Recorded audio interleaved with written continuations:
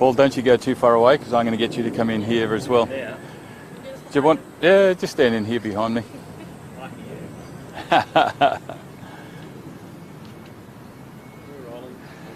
You're good.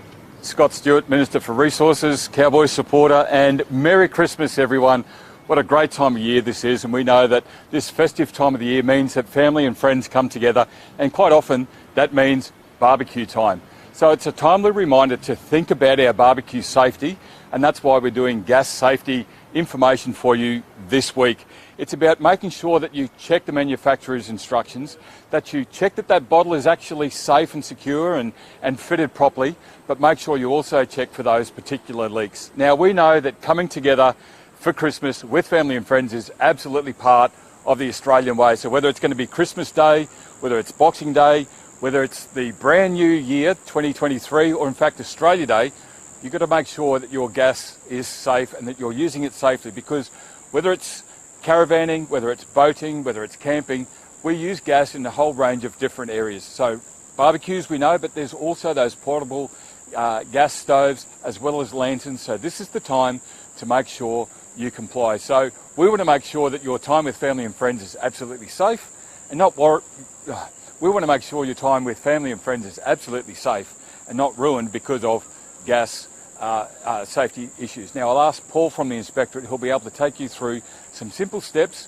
and a little checklist that RSHQ are doing when it comes to our gas to make sure that your Christmas and New Year is going to be safe, happy and full of good times and hopefully some good cooking.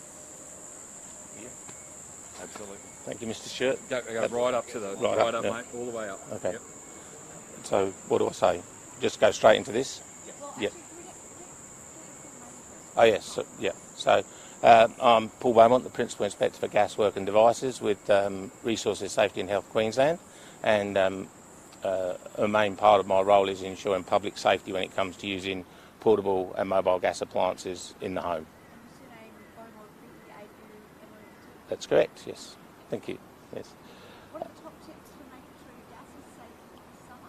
So when you're using the barbecue, the top tip is to make sure, first of all, that the cylinder's in good condition and you get it refilled regularly, but checking that the hoses haven't got any damages or frayed. Hoses dry out over time and become brittle and they can crack.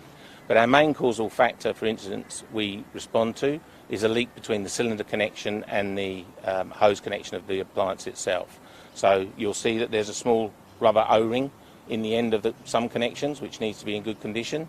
And also we're progressing with a national campaign to transition from an old style valve to a new style valve, which has an inbuilt safety function that won't allow the gas to flow unless the connection is properly made.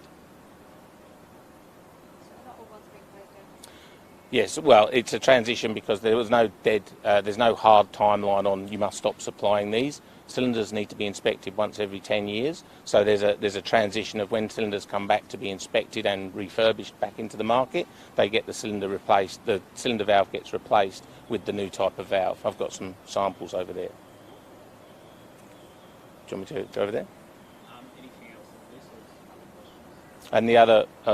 And the other important thing is when you connect it is to check it with soapy water solution and look for the bubbles. You don't want to see any bubbles. If you've got bubbles, you've got troubles, and you need to turn it off, tighten it up, clean the connection and remake it, just to make sure there's no leak at that valve. Okay.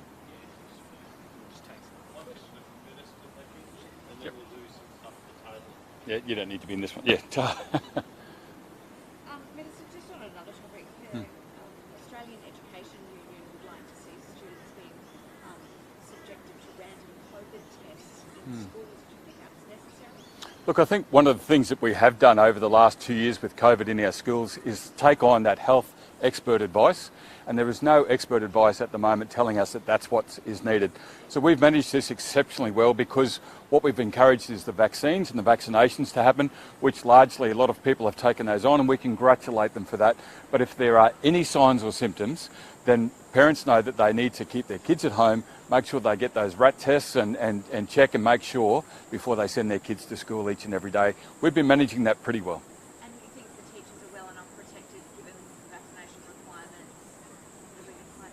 Yeah, so teachers have done an outstanding job over the last 2 years. They've really been at that front line and have really kept themselves safe and healthy, but also really made sure that they've kept their own kids in their classrooms safe and healthy each and every day. They've done an amazing job, and they are really good at managing this, and we'll continue to make sure we work with our teachers to make sure that they keep themselves safe as well as their kids in their classrooms.